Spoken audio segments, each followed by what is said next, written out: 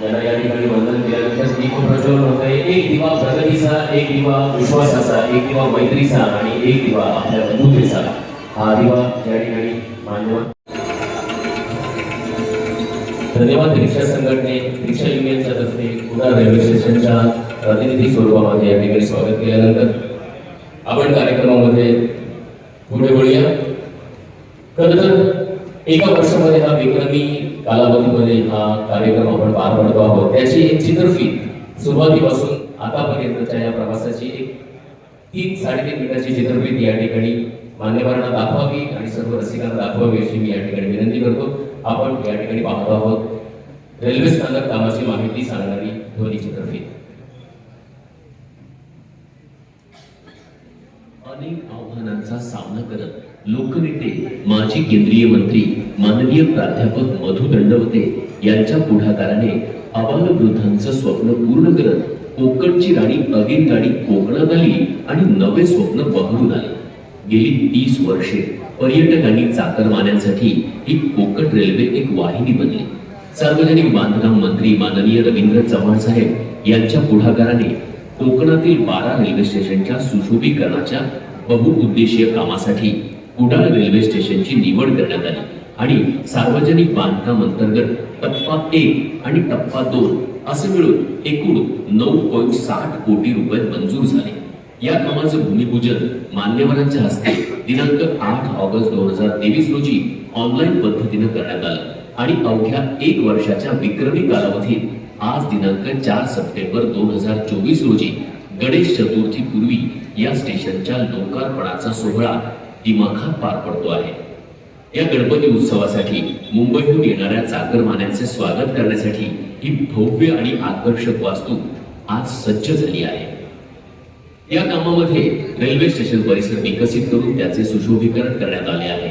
हे काम करताना रेल्वे सिग्नल केबल्स, विद्युत वाहिन्या, रेल्वेच्या पाणी पुरवठा वाहिन्या, हाय मास्ट तसेच रेल्वे परिसरातील रिक्षा आणि प्रवासी वाहतूक इत्यादी अडचणींचा सामना करावा लागला. मात्र सार्वजनिक बांधकाम विभाग, सावंतवाडीच्या अधिकारी आणि कर्मचाऱ्यांनी यावर योग्य समन्वय राखून काम पूर्ण करण्याचे नियोजन तडीस केले. या रेल्वे स्टेशनच्या बाह्य सुशोभीकरण प्रकल्पांतर्गत कुडाळ रेल्वे स्थानकाच्या बाहेर 75 मीटर बाय 24 मीटर आकाराची सुसज्ज कॅनोपी उभारण्यात आली आहे. या कॅनोपीसाठी 100 टन लोखंडाचा वापर करून अत्याधुनिक एसीपीचे फॉल सिलिंग आणि क्लॅडिंग करण्यात आले आहे. ग्लास रेनफोर्स कॉन्क्रीटने आकर्षक फेशिया भिंत उभारण्यात आली आहे. प्रवाशांच्या सोयीसाठी ग्रॅनाइट बैठक व्यवस्था, दिशादर्शक फलक, दिव्यांगजनांसाठी रॅम्प इत्यादी सोयी सुविधा उभारण्यात आल्या आहेत. या परिसरात 60 रिक्षा, 70 चारचाकी वाहने आणि 100 दुचाकी वाहनांसाठी सुनियोजित वाहनस्थळ व्यवस्था, एसटी बसेससाठी थांबा, बाग बगीचा, लँडस्केपिंग, पादचारी प्रवाशांसाठी पेवर ब्लॉकचा पदपात उभारण्यात आला आहे. रेल्वे स्थानकावर असणाऱ्या प्रत्येक पर्यटक प्रवाशांना भुरळ घालणारी एक आकर्षक वास्तू सार्वजनिक बांधकाम विभागातर्फे उभारण्यात आली आहे. सार्वजनिक बांधकाम मंत्री तथा सिंधुदुर्गचे पालकमंत्री माननीय रवींद्र चव्हाण साहेब यांच्या शुभ हस्ते याचा लोकार्पण सोहळा पार पडतो आहे. लोकसभा खासदार माननीय नारायणराव राणे साहेब, शालेय शिक्षण मंत्री माननीय दीपक केसरकर, विधान परिषद सदस्य निरंजन डावखरे, आमदार ज्ञानेश्वर म्हात्रे, आमदार नितेश राणे आणि आमदार वैभव नाईक यांच्या प्रमुख उपस्थितीत बुधवार दिनांक 4 सप्टेंबर रोजी दुपारी 12 वाजता या कुडाळ रेल्वे स्टेशनचे दिमाखदार लोकार्पण करण्यात येत आहे. कोकणचे चाकरमानी आणि देश विदेशातील पर्यटक सिंधुदुर्गच्या या ऐतिहासिक कुडाळ भूमीत नव्याने सजलेल्या रेल्वे स्टेशनचे रूप बघून नक्कीच आनंदाने उजळून निघतील आणि मालवणी माणूस स्वागताशी सज्ज वाट आम्ही पाहतो.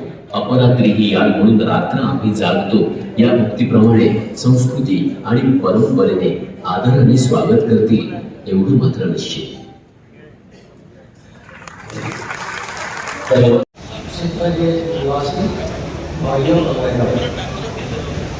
मधु दंडवते जी ने इसकी परिकल्पना की कोंकण जगह बना दी थी.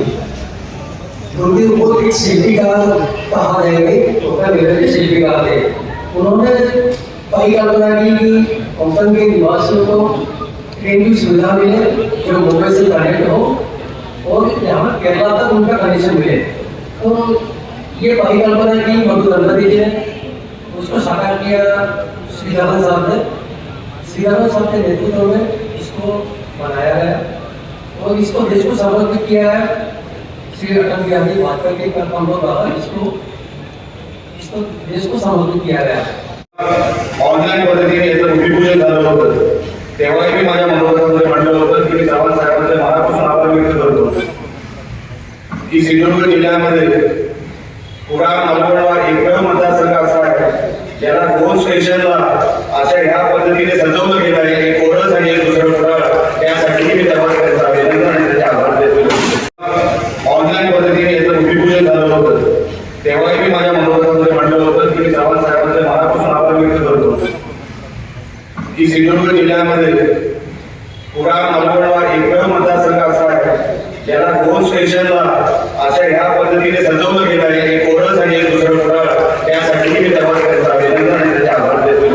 देऊ शकतात पण ते अस्तित्वात उतरवणं हे सगळं चित्र उभं करणं त्याच्यासाठी संबंधित लोकांना तसे आदेश देणं आणि ते काम पूर्ण करून घेणं हे काही सोपं नाही आणि अनेक वर्षांमध्ये आपण हे सगळं परिसर बघतोय। अगोदरचा परिसर मला वाटतं एडी साहेब बोलले त्यांच्या मनोगतामध्ये की अगोदर हा परिसर कसा होता आणि आता हा परिसर कसा आहे याचं उदाहरण तुमच्या समोर इथे उभं आहे। हे फक्त चित्रफितीवर तुम्हाला दाखवलं नाही तर अस्तित्वात उतरून दाखवलं। खरोखरच चव्हाण साहेब आपले जेवढे आभार मानावे तेवढे कमी आहे पण हे सांगत असावं आपण स्टेशन आणि स्टेशनचा हा सगळा परिसर हा सगळा एवढा देखता उभा केला। आज कोकण रेल्वेचे अधिकारी इथे आहेत, मला त्यांना विनंती करायची कोकण रेल्वे आणि कोकणामधून जी काही रेल्वे जाते असंख्य प्रश्न आजही प्रलंबित आहेत। आज राणे साहेब खासदार आहेत, सन्माननीय रवींद्र चव्हाण साहेब आज पालकमंत्री आहेत।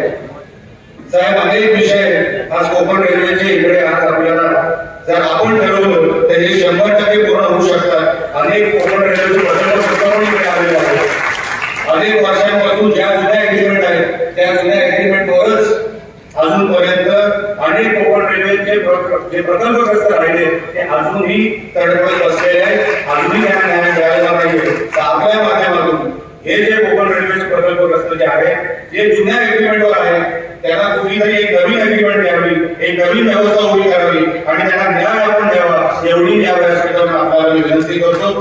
साहेब अनेक गोष्टी करण्यासारख्या आहे पण सर्वात महत्वाचं जेव्हा मी खासदार होतो तेव्हा मी ठरवलं होतं की जर हा प्रवास 5 तासांमध्ये मुंबईपर्यंत करायचा असेल तर कोकण रेल्वेने एक डबल ट्रॅक असावा जेणेकरून आपला इकडचा प्रवास हा मुंबईपर्यंत जर 5 तासामध्ये करायचा असेल तर त्याच्यासाठी डबल ट्रॅकची व्यवस्था झालीच पाहिजे आणि म्हणून आपल्या माध्यमातून आपण दिग्गज लोक केंद्रामध्ये आणि राज्यामध्ये जर आपण समन्वय घडवलं तर कोकण रेल्वे पुढच्या काही वर्षामध्ये डबल ट्रॅक झाल्याशिवाय राहणार नाही आणि आपला कोकणी म्हणून जो गणपतीला जागरण येतो तो 5 तासामध्ये आपल्या कोकणामध्ये आपल्या घरामध्ये पोहोचू शकतो, आपल्या गावामध्ये जाऊ शकतो। एवढंही या निमित्ताने मला आपण संधी दिली बोलण्यासाठी म्हणून मी आपल्याला विनंती करत आहे। असे अनेक प्रश्न आहेत टप्प्याटप्प्याने आपल्या समोर आपण मांडणार आहोत आणि आपल्याला त्या सगळ्या प्रश्नांची जाण घ्यायची आहे। मी एवढंच या निमित्ताने सांगतो जे कॉन्ट्रॅक्टर आहेत मला असं कळलं त्यांचं आडनाव राणे आहे, आमचा त्यांच्याशी काही संबंध नाही, त्यांचं फक्त आडनाव राणे, त्यांच्या पुढे काय गाड्या लागलं तर आम्हाला विचारू नका, त्यांना विचारा, आमचा संबंध नाही, हे राणे वेगळे। म्हणून मी कॉन्ट्रॅक्टर खूप चांगलं काम केलं, मनापासून आपले आभार व्यक्त करतो। हा जो काही दर्जा आहे हा मेंटेन करायचं जी काही जबाबदारी आहे ही देखील आपल्यावर आहे आणि प्रशासनावर आहे। परत एकदा मी चव्हाण साहेबांचे मनापासून आभार व्यक्त करतो। साहेब आल्यापासून मी फक्त आपल्याला एक माहितीसाठी सांगतो की साहेब पीडब्ल्यूडी खाते सांभाळल्यापासून ते आतापर्यंत सिंधुदुर्ग जिल्ह्याला जो काही खर्च त्यांच्या विभागातून झाला तो जवळपास 2800 कोटीचा झाला। हे पण आपण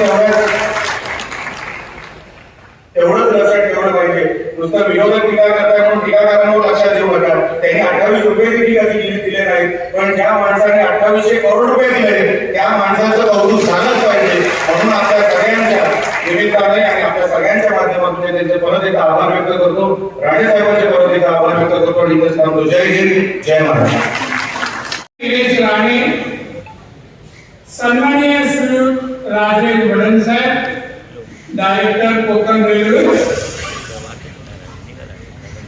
श्रीमती सो श्वेता कोल्हाकर, श्री मिलिंद कुलकर्णी, अधीक्षक अभियंता दयानंद इनिसर, काका कुणालकर, सो लक्ष्मी पटेल, सो संदर्भ से दादासाहेब संजय वेंगुर्लेकर, श्री राजूराव, कुडाळ नगर पंचायत सर्व नगरसेवक, प्रिय पत्रकार मित्र, उपस्थित बंधू भगिनींनो आणि मित्र, एक आनंदाचा क्षण आणि सिंधुदुर्ग आहे पर्यटन जिल्ह्यात राज्यात देशात रस्ता असो, रेल्वे असो, बोट असो, विमान असो, हे सर्व प्रगतीचे प्रतीक आहे. आणि म्हणून त्यांनी रेल्वे केंद्र सरकारतर्फे बनवली, उद्घाटन केलं. आज 26 वर्ष चालू आहे. तेव्हाच आणि आताच हे परिवर्तन आताच्या सरकारने, आताच्या पालकमंत्र्यांनी रवींद्र चव्हाण यांनी हे उभारलं. रवींद्र चव्हाण साहेब आता तिकडे बसलो होतो, माझा कार्यकर्ता घडला होता, तर आजूबाजूला पाहिला परिसर मल्टीपर्पज उपयोग होऊ शकते. एक तर बाहेर येणारे प्रवास काही समजून जातील आणि जर लग्न कार्य काही कमी पैसे करायचे असेल तर हॉल चांगला, त्याच्यापेक्षा चांगला हॉल असू शकत.